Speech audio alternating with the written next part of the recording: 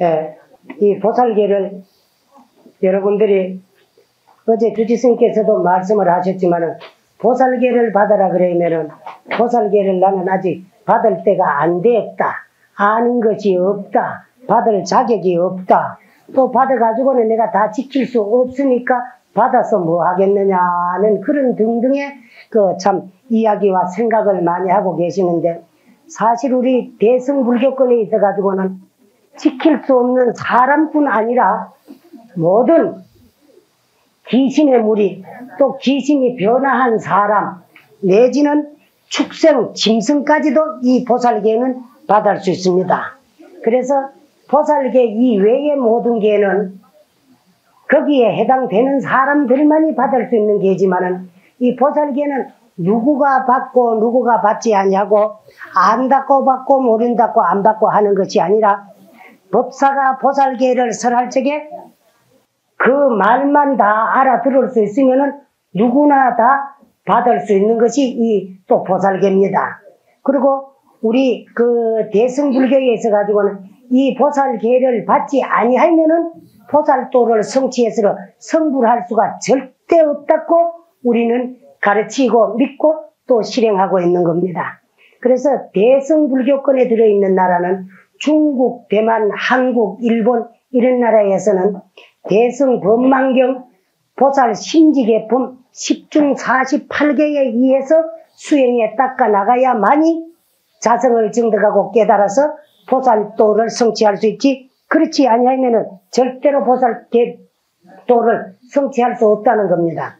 그러나 또 그 이제 우리 대승불교권에 있어서는 꼭 이 법망경 보살 심지계품 10중 48경국에 의해서 수행에 닦아 나가는데 이거를 부인한 분이 계신 분이 한 분이 계셨어요. 그분이 누구냐 그러면은 저 일본의 홍법대사라고 하는 분은 그 내가 알고 듣기로는 일본의 그 귀족 내지는 왕족 출신이라 그래요. 그분은 출가를 해가지고 스님이 되어가지고도 대승 법망경 심지계품 10중 48개에 의해서 수행하지 아니해도 도를 증득하고 깨달을 수 있다 하고는 이 법망경을 부인하고 나섰어요. 그러니까 일본 재래불교에서 저 사람은 불교가 아니고 불자가 아니고 또 사견 외도라고 반박을 하고 나섰습니다. 그러니까 또 이 양반 출신이 왕가였어도 그 이제 참 반대를 하기나 또 이제 탄압을 하기나 억압을 할 수 있는 그런 신분이 아니에요. 그래가지고 한 번은 왕께서 임금님이 그 이제 홍보대사를 불렀습니다. 당신이 재래 대승불교를 부인하고 대승법망경 보살 심지계품 10중 48개가 아니라도 자성을 증득하고 깨달을 수 있다고 그 이제 참 그 재래 대승불교를 부인하고 나서는데 당신은 대승법망경 심지계품이 아니라도 자성을 증득하고 깨달을 수 있다는 증표를 보일 수 있느냐? 그러니까 보일 수 있습니다. 그래서 하루는 날을 잡아가지고 재래불교 모든 각 종단의 대표 관장님들을 어전으로 다 모이게 하고 그 앞에다 이제 홍법대사를 불러다 놔놓고 당신이 대승 법망경이 아니라도 자성을 증득하고 깨달을 수 있다는 증표 또 당신이 그거에 의지해서 수행을 하지 아니해도 깨달았다는 증표를 한번 보여주십시오 하니까 홍법대사 몸이 단방에 그 자리에서 32척 청경노산하신을 턱 놔두더라 거기야. 그때 임금님께서 자 이마타이면은 여러 그 종단 스님들 앞에 증표를 보였으니까 그러면 다시 본신을 놔두시오 하니까 본래의 홍법대사 몸으로 탁 돌아오더라고요. 그래가지고 너 이제 임금님께서 그러나 당신의 주장을 자꾸 옳다고 이제 참 우겨 쌓이면은 재래 불교에 일본 전통 불교에 혼란이 생길 셈이니까 당신은 여기서 먼 저 변방 고야산을 하나 띄줄 셈이니까 거기 가가지고 당신은 앉아서 수행을 하고 교화를 하고 포교를 하라. 그래서 이제 이 홍법대사는 고야산으로 유배되다시피 쫓겨가가지고 고야산 파렵봉의 제일 중앙에다가 건강봉사라는 절을 지어가지고 거기서 중생교화를 했어요. 그러니까 그때만 하더라도 이 홍보대사가 얼마나 많이 소문이 나놨는지 홍보대사를 찾아서 친견을 하고 또 이제 법문을 듣고 교화를 받겠다고 찾아오는 사람이 인산인해를 이루었다 그래요. 그래 와가지고 한 번 찾아와가지고 홍보대사를 친견을 하고 홍보대사의 법문을 청해 들으면 거기서 발심을 해가지고 그만 눌러 앉아가지고 머리를 깎고 출가해서 스님이 되고 스님이 되고 스님이 되고 그러는데 내중에는 그렇게 해가지고 출가하는 사람을 다 받아들이고 수용할 수가 없었으러 물리치니까 그 자기네가 고향에 가가지고 참 재산을 가와가지고 출가해가 머리 깎아가 그 옆에서 조그만 절을 하나 지어가지고 거기서 수용을 하고 거기서 수용을 하고 하다가 보니까 홍법대사 생전에 고야산 일대에 1,700개의 절이 이루어졌다 그게야. 이루어졌다 그래요. 근데 지금도 가면은 작은 절 두서너 개가 엄치가 하나의 절이 되고 하나의 절이 돼 가지고 현존하는 고야산 일대의 절이 얼마나 되나 그러면은 123개가 된다 그래요. 그리고 그 123개의 고야산 일대에 있는 사찰을 찾아 참배하러 오는 그 관광객이나 참배 순례객을 상대로 그 이제 생활하고 살아나가는 고야산 관광업소에 종사하는 모든 고야산 주민이 한 5만 명이 된다 그게요. 그렇게 위대한 분인데 그래서 그분은 열반에 들 적에 그 모욕지역이라고 가사장삼을 다 갈아입으시고 그 다음에 이제 굴 속으로 들어가면 언제인가는 내가 일본 불교가 쇠퇴해지고 폐망해질 적에 다시 일본 불교를 일으키로 내가 참 살아서 걸어 나올 셈이니까 그때까지는 내 몸에 손대지 말고 그대로 가만히 모셔두라 그러고 그대로 이제 굴 속으로 들어가가지고 멸진정에 들었는데 수백 년 동안에 그대로 지금 앉아가지고 정에 들어서 계시는데 그자 하면은 그 몇 년 만에 몇십 년 몇백 년 만에 한 분씩 삭발도 시켜주고 모욕도 시켜주고 손톱 발톱도 깎아주고 하는데 지금도 아직 머리가 자라고 손톱 발톱이 자라고 그대로 멸진정에 들어가지고 그대로 앉아 계신다 그게요. 그래서 그런 분 외에는 그런 위대한 분 외에는 우리가 불교를 믿는 근본 목적이 자성을 증득하고 깨달았으러 내가 나를 제도하고 내가 나를 구원하기 위해서 우리는 불교를 믿고 수행을 하는 겁니다. 그러면 내가 나를 제도를 하려면은 우선에 내가 나를 알아야 되고 내가 나를 알려면은 내가 나의 본래 모습을 바로 보아야 돼요.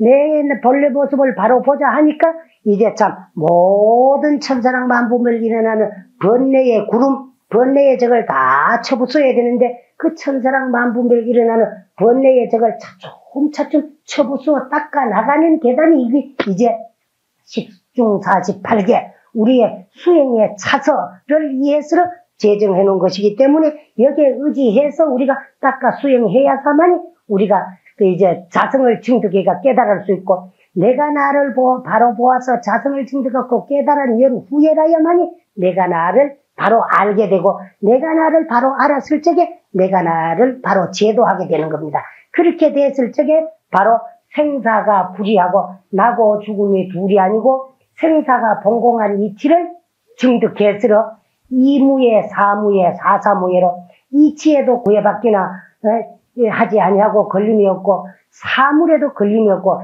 일일이 구애받지 아니하는 그 참 대자유인 대해탈인에 대해서 생사도 자유자재할 수 있다는 겁니다. 그렇게 하기 위해서 우리는 불교를 믿는데 그렇게 되려면은 이 보살계를 의지해서 닦아 수행해 나가지 아니하면은 아니 됩니다. 그래서 이런 홍법대사 같은 분을 왜 예를 들어놓을까면 그런 분이면은 아니라도 될 수 있다고 부인하고 나설 수 있지만은 그러한 능력 자격이 없는 분이면은 꼭 전통 불교 우리 대승 불교에서 시행해 내오는 이제 보살계를 받아 수지를 해가지고 거기에 의해서 우리는 닦아 수행해 나가서야만이 우리는 자성을 증득하고 깨달아서 보살도를 성취할 수 있다는 겁니다. 근데 홍법대사 이야기를 나왔으니까 홍법대사 얘기를 하나를 더 하고 우리가 이제 참 오늘 차례 30일 삼보의 액을 모두 이제 구제하라는 그 대목부터 들어갈 셈인데 홍법대사가 살아있을 적에 그만큼 전국적으로 참 위대하다고 소문이 나가 있다 보니까 찾아오는 사람이 인산인해를 이루었는데 어느 누구가 찾아가도 바깥에 나와서 인사라고 영접하는 법이 없어. 그 나라의 임금이 찾아가가지고도 이제 참 방문을 하고 친견을 하러 가도 앉아서 그대로 내방을 받지 일어서서 영접하는 경우가 없으니까 그때 그 나라의 그 일본 나라의 무사 출신 사무라이 한 사람이 지가 중이마 중이고 도사마 도사제 이 나라의 국민으로서 이 나라의 임금님이 찾아갔어도 일어나지 아니하고 그 이제 참 영접하지 아니한다고 하니까 내가 참 얼마나 도가 높고 위대한가 찾아봐가지고 뭐 별거 아니면은 단방에 박살을 내고 콧대를 납작하게 꺾어놔야 되겠다 싶어서 찾아갔어요. 찾아가니까 얼마나 많은 사람들이 와가지고 차례를 기다리고 있으니까 당신도 그렇게 하지 아니하고는 친견하고 만나 배울 수가 없으니까 차례를 기다리고 있다가 그 이제 며칠 만에 차례가 돌아와가지고 이제 당신 친견할 수 있었어요. 그래 또 들어가 보니까 굉장히 뭐 위대하고 어마어마한 줄 아는데 조그마한 영감이 자복에 딱 바로 단신 정지하고 앉아가지고 내가 들어가가 인사를 해도 말이라 그대로 눈도 깜짝 안 하고 이제 참 앉아있거든. 그래 애매해 싶으지만은 이미 여기까지 왔으니까 그래서 이제 홍법대에서 이렇게 여쭤봅니다. 스님 그래 여하시 불법인가? 어떠한 것이 부처님이 증득하고 깨달은 진리이며 어떠한 것이 부처님의 가르침인가? 간단 명료하게 한마디로서 내 인생의 길자리가 되고 마음의 양식이 될 수 있는 좋은 말씀을 한 말씀 일러주십시오. 어떠한 것이 부처님의 가르침이 옵니까? 하니까 홍법대사 말씀이 그 말이 떨어지기도 바쁘게 다웁게 사는 것이 불법이니라.